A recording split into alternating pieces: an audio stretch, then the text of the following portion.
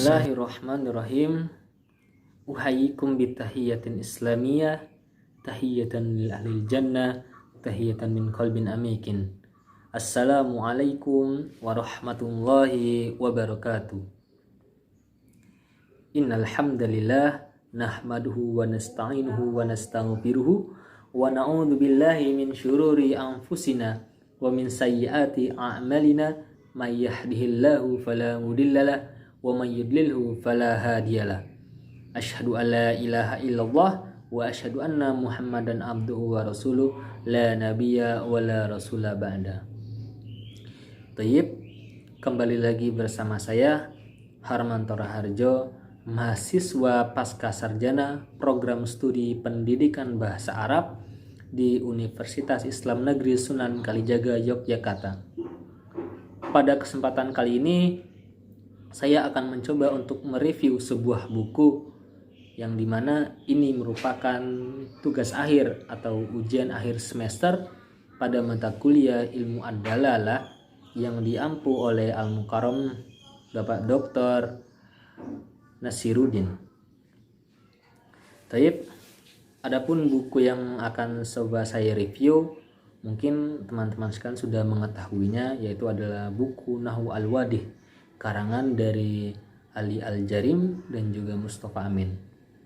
Seperti yang kita ketahui bahwasanya buku ini memiliki 3 jilid, yaitu jilid pertama, jilid kedua, dan juga jilid ketiga. Tetapi pada kesempatan kali ini saya akan mencoba untuk mereview buku Nahwu Al-Wadih jilid pertama. Untuk biografi penulis, Ali Al-Jarim yang biasa kita dengar memiliki nama asli yaitu Ali Sholih Abdul Fattah Al-Jarimi. Beliau lahir di Madinah pada tahun 1881. Beliau merupakan seorang penulis dan juga penyair dari Kairo. Adapun untuk Mustafa Amin, beliau lahir di Kairo pada tanggal 21 Februari 1914 dan wafat pada tanggal 13 April 1997. Beliau merupakan jurnalis di Mesir dan juga beliau seorang penulis. Dan selama hidupnya beliau telah mendedikasikan seluruhnya ke dalam bentuk tulisan atau karya tulis. Adapun untuk Nahwu Al-Wadih jilid pertama ini, yang saya rasa materi-materi yang terdapat di dalamnya itu materi dasar atau materi yang dikhususkan bagi mereka yang pertama kali mempelajari bahasa Arab. Tetapi materi yang digunakan atau isi dalam kitab tersebut, baik di jilid pertama, jilid kedua ataupun jilid ketiga, semuanya menggunakan bahasa Arab. Tapi jangan khawatir, bahasa Arab yang digunakan masih tergolong bahasa Arab yang mudah untuk dipahami. Untuk jilid pertama dikategorikan sebagai dasarnya dasar. Kenapa disebutkan sebagai seperti itu? Karena yang dibahas atau materi yang dibahas pada buku jilid pertama ini antara lain ialah ajza'ul jumlah, al-fi'lu al-madi, al-fi'lu al-mudhari, al-fi'lu al-amr, al-maf'ul, al-fa'il, al-mawazina bain al-fa'il wa maf'ul, mubtada wal khobar, kana wa akhwatuha, inna wa akhwatuha, nasab, jar, dan juga rofa, al-fi'lul mudhari, jarul ism, na'at wal man'ut. Nah, dari semua pembahasan itu memang tidak ada yang menggunakan bahasa Indonesia, semuanya menggunakan bahasa Arab. Tetapi seperti yang saya sampaikan tadi, bahasa Arab yang digunakan masih tergolong mudah. Ini merupakan salah satu kelebihan dari buku ini, yaitu bahasa yang digunakan masih tergolong bahasa Arab yang sangat mudah untuk dipahami.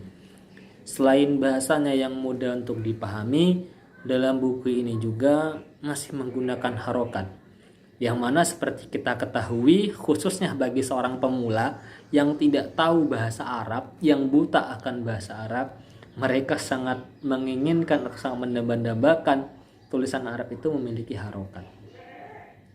Karena bagi mereka kalau tidak ada harokat mereka tidak akan bisa membaca. Karena dari itu harokat di dalam kitab ini ya saya rasa untuk menarik perhatian mereka supaya bisa untuk membaca. Dari membaca itu mereka akan mencoba mencari tahu. Dan untuk kelebihan selanjutnya dari buku ini yaitu adalah tamrinat atau latihan-latihan yang digunakan itu sangat mumpuni sekali. Maksudnya apa? Ya kalau misalkan bagi yang mempelajari kitab ini mereka bisa memahami apa yang dimaksud dengan misalkan mubtada wal khobar, setelah itu mereka mengaplikasikannya dalam bentuk soal latihan. Kalau mereka bisa mengerjakan dengan baik ya saya rasa nantinya mereka juga bisa menguasai tanpa harus melihat buku lagi. Itu yang menjadi kelebihan dalam buku ini. Tetapi untuk kekurangannya yang saya rasa ini setelah saya coba tanya teman-teman ya yang belum tahu sama sekali bahasa Arab, ketika mereka mendengar kitab Nahwu Al-Wadih, mereka bertanya-tanya, apa itu Nahwu Al-Wadih? Saya jelaskan secara singkat dan saya perlihatkan bukunya, mereka malah tambah pusing. Mereka malah ketawa sendiri. Karena apa? Ya karena tulisannya bahasa Arab. Dan ini menjadi kelemahannya bagi yang benar-benar ingin mempelajari buku ini atau mempelajari Nahwu ini secara mandiri. Dalam garis bawahnya mandiri ya, bukan untuk bersama orang lain. Maka dari itu saran dan masukannya untuk yang ingin mempelajari kitab ini, yang pertama perbanyaklah kosakata terlebih dahulu. Karena dengan memperbanyak kosakata maka ya apa yang disampaikan dalam buku ini yang berbentuk kosakata atau kata-kata yang berbentuk bahasa Arab kita bisa mengerti. Dan alangkah lebih baiknya lagi bagi mereka yang ingin mempelajari buku ini, bertanyalah kepada orang yang lebih bisa, yang lebih mampu. Karena apa? Kalau kita hanya mengandalkan yang kita pahami sendiri tanpa bertanya kepada orang yang lebih mampu, sama saja ya ilmunya setengah. Karena apa? Kita menafsirkan berdasarkan pemahaman kita, bukan berdasarkan pemahaman orang yang lebih paham dari kita. Maka dari itu sarannya yang pertama tadi perbanyak kosakata, yang kedua belajarlah kepada yang lebih ahli. Dan untuk sebab atau latar belakang ditulisnya buku ini, karangan ini, yang pertama inisiatif dari Ali Al-Jarim dan juga Mustafa Amin.